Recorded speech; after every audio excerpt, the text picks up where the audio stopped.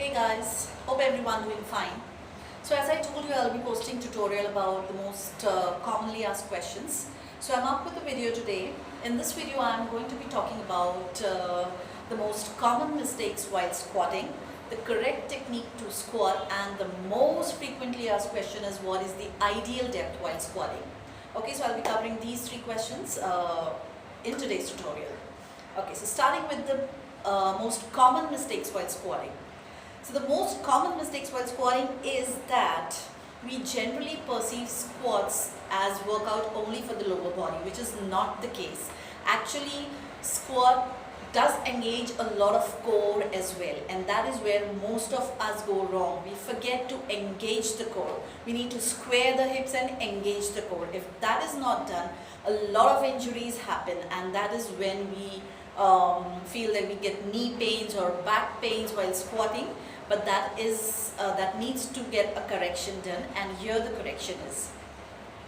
So the ideal length while distance in your feet while squatting should be your hip length distance. As we all know, it is just ideally your hip length apart, both your feet, your toes slightly just pointing outwards.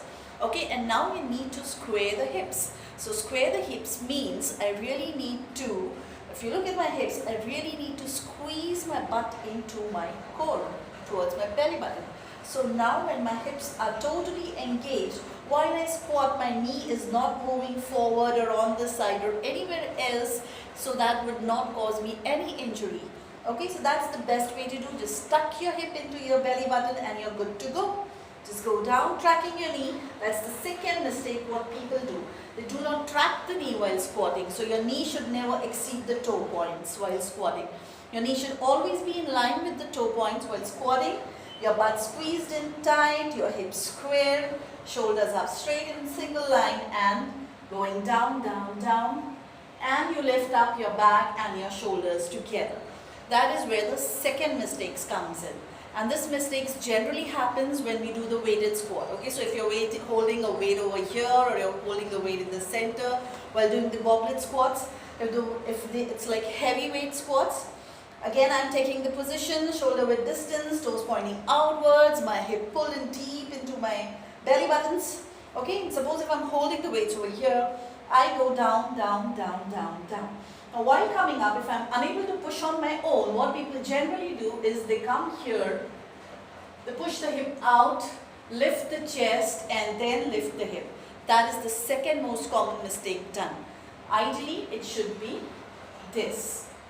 So in that case, you have to do, just remember one thing, your weight is not the criteria. Okay, your form should always be the criteria. So always take weights which are not too heavy for you to manage. Okay, so only take the weight that would allow you a good range of motion and a good form so that you can come up with your hip and your chest together at one go. Okay, so that needs to be checked out. Okay, now coming on the third part is what should be the ideal depth of the squat. Now what should be the ideal depth of the squat really depends on how deep you can go. Now for someone like me, my ankle mobility is really poor. Okay, so that is one thing which doesn't really allow me to go deeper on the squat. So people who have got tight hip flexors, people with poor ankle mobility really suck while going deep into the squat. So there are two corrections that can be done for such cases. One thing, as I told you, the ideal distance, shoulder width distance, okay, the hip width distance. But in case like I have got tight ankles, so what I do, I just increase the distance a wee bit, just a little bit more than my hip length. So this gives me a wider range of motion to go down into a good squat and come up without compromising on the form. Okay, so that is one correction. You can just increase the distance a little bit wider than your shoulder level, your hip level, sorry. The second correction that can be done in such a case, like I'll be using these plates. Okay, so I'll be using these plates, I'll be placing my ankles on them. So I get a bit of elevation on my ankles. So if you don't have such plates, there are these rubber mats which are just like 1 inch high.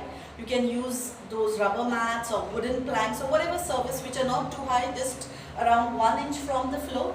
So they again give you a better range of motion for your ankle, and they help you go deeper into the squat, again without compromising on the form. So whether you're holding the weight here or going into a goblet squat, like here, I'm holding a 10 kg kettlebell, holding it in the center and then going down real deep. Now when people ask me what should be the ideal depth while squatting, so the ideal depth is only what your hip flexors allow you to go.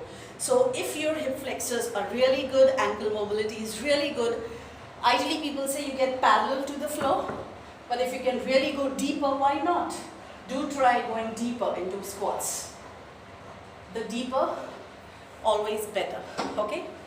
So I hope you all enjoyed the video, and any further queries on any further queries, you can keep me posted. You can contact me directly on Instagram or Facebook. I'll be more than happy to help you out. And stay tuned for more tutorials. See you all. Bye.